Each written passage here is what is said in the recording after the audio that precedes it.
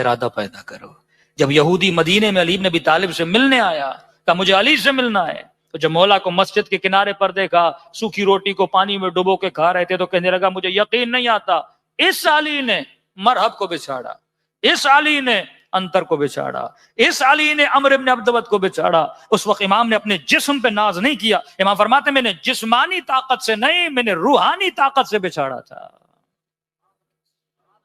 اصل جو تیرا پاور ہے وہ سول پاور ہے، اس کو بچانا ہے. اب مائگریشن کر کے آ گئے، الحمدللہ اللہ نے آپ کو مال دے دیا، گھر مل گئے، نیشنلٹیز مل گئی. سب سے بڑی دولت کیا ہے آپ کی؟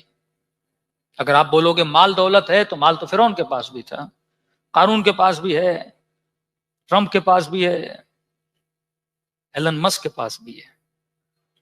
سب سے بڑی دولت جو تیری ہے وہ تیری اولاد ہے، لیکن نیک اولاد. اگر اولاد کی تربیت نہیں تو پھر میرے بچوں میں اور حیوانوں کے بچوں میں کوئی فرق نہیں. بچہ پیدا کرنا کمال تھوڑی ہے، گدھا بھی بچے پیدا کرتا ہے، گھوڑے بھی بچے پیدا کرتا ہے. یہ کوئی کمال ہے بچے پیدا کر دیے میں نے؟ کمال یہ ہے ایسے بچے پیدا کر جس پہ علی فخر کرے، ایسی تربیت کر. زینبی بچے، حسینی بچے، حسنی بچے. اب وہ بچے کیسے بنیں گے؟ ٹیکنیکس تو ہونی چاہیے. خلاصہ آپ کو بتا رہا ہوں، تقریباً 3 مہینے ہونے والے ہیں، پورے یورپ کا ٹرپ کیا، UK کا ٹرپ کیا، مختلف جگہوں پہ مختلف فیملیز دیکھی.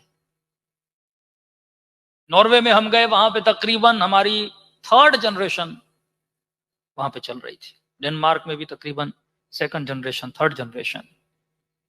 تو کچھ ایسی ہم نے فیملیز دیکھی جن کی 3rd جنریشن بھی ابھی تک کمپلیٹلی ریلیجس ہے اپنے اقدار پر.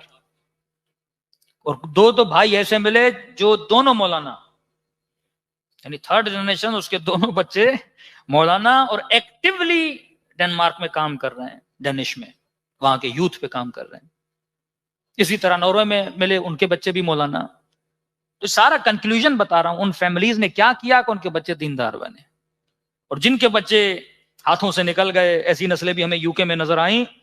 باپ مجلس میں بیٹھا ہے، دادا مجلس میں بیٹھا ہے، بچہ نظر ہی نہیں آ رہا. بڈھے بڈھے آتے ہیں، ماتھوں پہ سجدوں کے نشان ہیں، بیٹی کہاں ہے؟ مولانا چھوڑ کے چلی گئی. بیٹا کہاں ہے؟ مولانا چھوڑ کے چلا گیا. 70 سال میں تم نے کیا کمایا، کیا گوایا؟ پاکستان میں پھر بھی بچوں کی آنکھ ہوتی ہے والدین کے پیسے پر، بابا مر جائے گا، ارث ملے گا، میراث ملے گا. یہاں تو بچوں کی وہ بھی نگاہ نہیں ہوتی نا، انڈیپینڈنٹ ہوتے ہیں. سسٹم ایسا ہے کہ بچے کو پرواہ نہیں ہے باپ کچھ دیتا ہے کہ نہیں دیتا. تو نچوڑ بتا رہا ہوں، جن کے بچے بچے ہوئے تھے، first of all in families کے بچے، یعنی وہ کوالٹیز جنہوں نے اپنے بچوں کے اندر رکھی، وہ اپنے گھروں میں اپنے بچوں سے اپنی زبان میں بات کرتے تھے. اتنا مینٹلی بندہ ویسٹرنائز ہو جائے کہ آسٹریلیا اور UK میں جا کر بھی بچے سے انگلش بات کرے. اتنی عقل بھی نہ ہو کہ جس سوسائٹی میں رہ رہا ہوں انگلش سوسائٹی ہے، تو بات کرے نہ کرے بچہ ویسے ہی سیکھ جائے گا.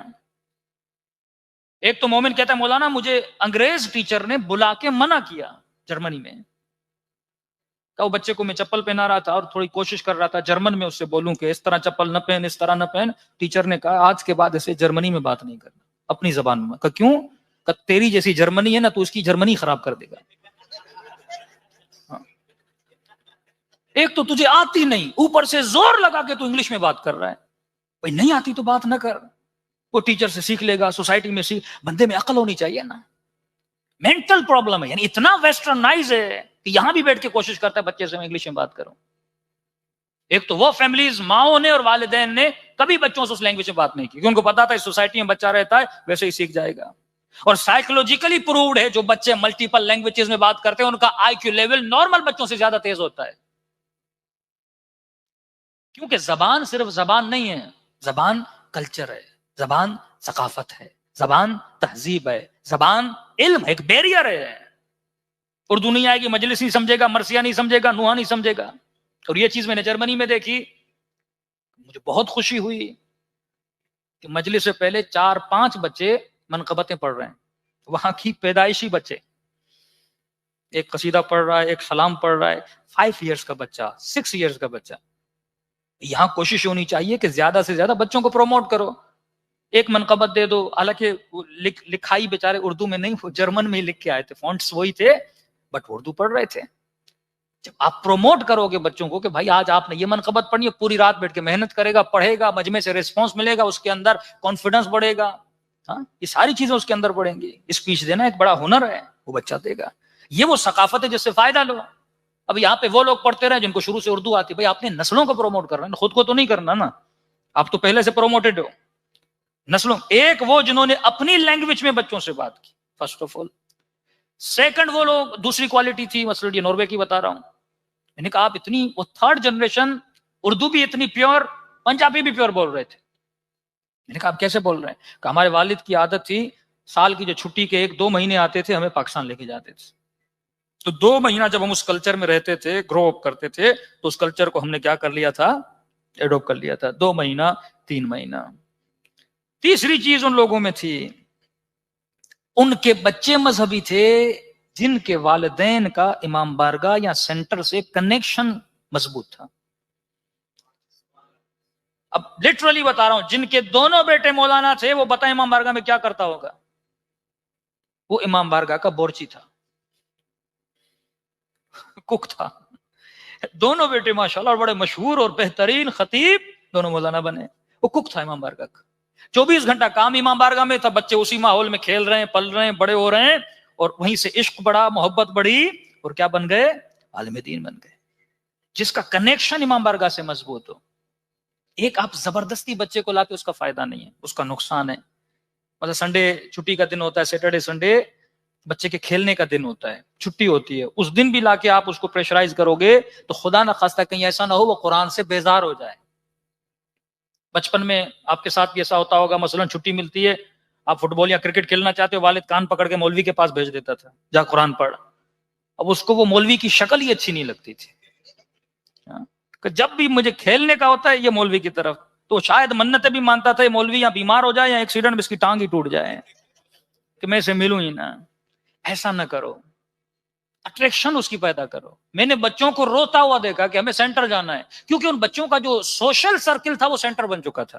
سارے بچے آتے تھے، وہ انہی کے ساتھ کھیلتے تھے، دوستیاں انہی کے ساتھ تھی. یعنی انہوں نے اپنے بچوں کو بچایا کہ زیادہ انگریزوں کے ساتھ ان کی دوستیاں نہ ہو، اپنی کمیونٹی کے بچوں کے ساتھ ان کی دوستیاں ہو. ان کا سوشل، دیکھیں انگریزوں کی سوشل لائف کیا ہوتی ہے؟ کیا ہوتی ہے انگریزوں کی سوشل لائف؟ آفس کے بعد چھٹیوں کے دنوں میں وہ کلبس میں جاتے ہیں. ان کی سوشل لائف شراب پینا، ناچ گانا، یہ سوشل لائف ہوتی ہے. وہاں پہ گئے اور اس کے بعد گھروں میں چلے جاتے ہیں. آپ کی سوشل لائف کیا ہونی چاہیے؟ مسجد، امام بارگاہ، سینٹر.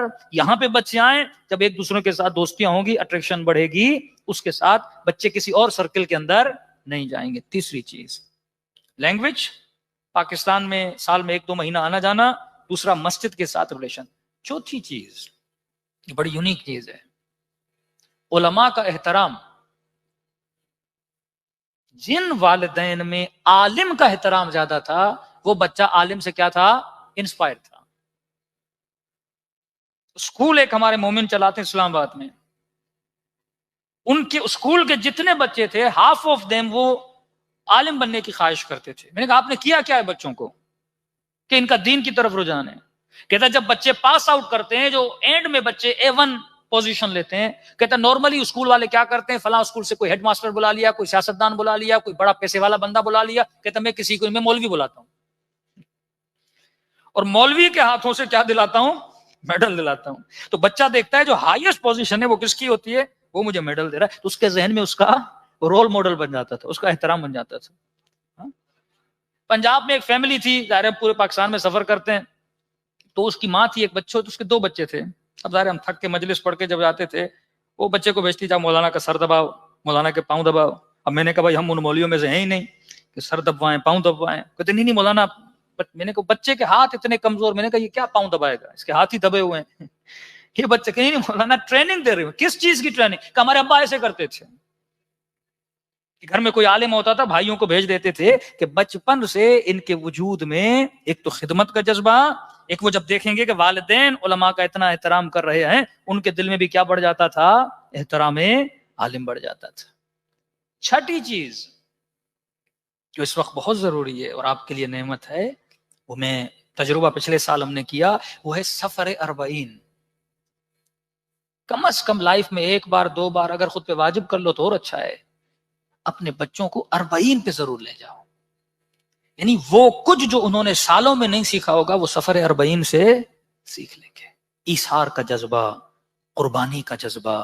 ملینز آف لوگ حسین کی طرف بڑھ رہے ہیں. یو کے کا ایک مومن تھا، اس کا بچہ پچھلے سال تک کا مولانا، میں نے اتنا بچے میں جذبہ یو کے میں نہیں دیکھا جتنا اس کو 40 میں آ کر ہوا ہے. پورے راستے حضرت امام حسین کا علم اٹھا کے راستے پہ چل رہا تھا. وہ دیکھ رہا تھا کہ اتنی محبت امام حسین کی لوگوں کے دلوں میں. ایک سفر بندے کو عاشق امام 40 کی تو اپنی اپنی برکتیں ہیں.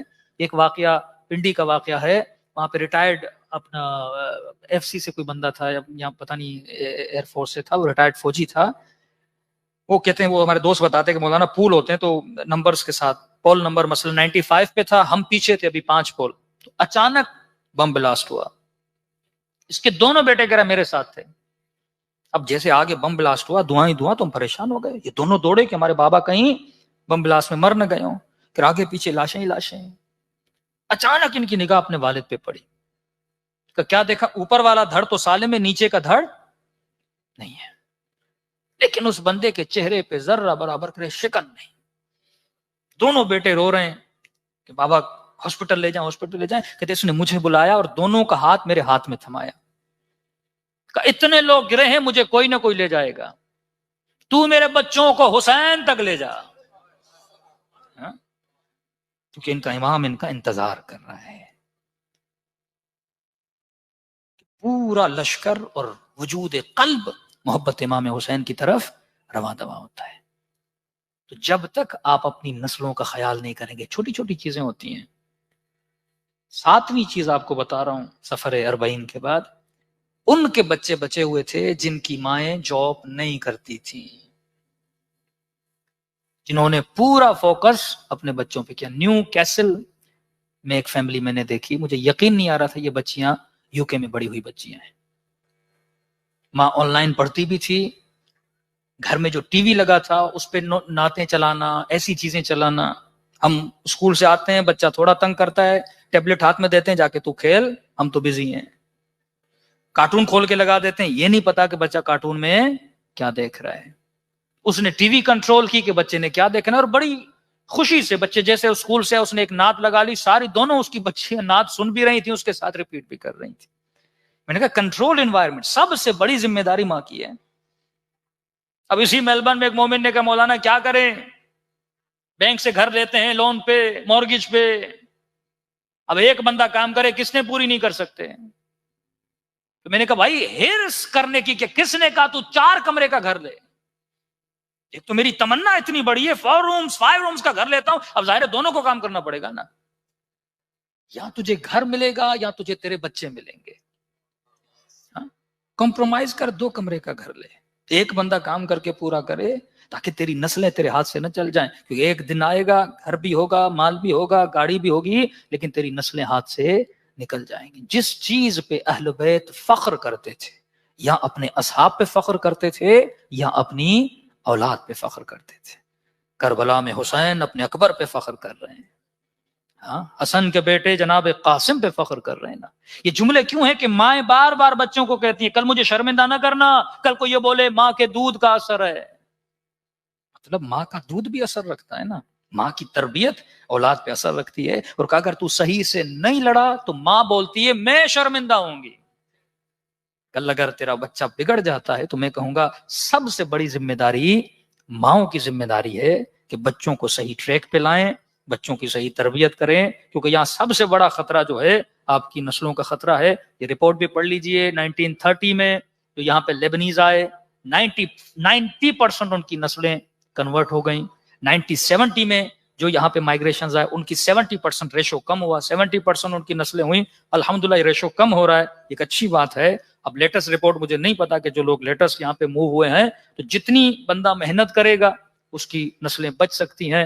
اگر آپ نے محنت نہیں کی یہی آپ کی دولت ہے. اگر دنیا سے چلے گئے، نیک بچہ ہے جب تک نمازیں پڑھتا رہے گا ثواب آپ کو ملتا رہے گا. امام حسین کے چاہنے والے آج مولا فرماتے کونوا لنا زینن ولا تکونوا لنا شینا، ہمارے لیے باعث زینت بننا، کبھی باعث ذلت نہ بننا. یہ ابا میری زینت ہے، یہ لباس میری زینت ہے، انگوٹھی ہاتھ کی زینت ہے. علی کہتے ہیں علی کی زینت علی کا لباس نہیں، علی کا شیعہ ہے. تو زینت ہے، تو زیور ہے علی ابن ابی طالب کا. اگر کوئی تجھے دیکھے تو یہ کہے جب علی کا چاہنے والا ایسا ہے تو اس کا مولا علی کیسا ہوگا. کہ کبھی ہمارے لیے باعث ذلت نہ بننا. مطلب کچھ ہیں جو باعث ذلت بنیں گے، کہ کبھی باعث ذلت نہ بننا. دعائے نتبہ پڑھے نا کہ علی کے شیعہ علی منابر من نور، قیامت کے دن نور کے ممبروں پہ بیٹھے ہوں گے. تیرا استقبال علی ابن ابی طالب کرنے آئیں گے. فرمایا اس دن کا سوچو اور اپنی دنیا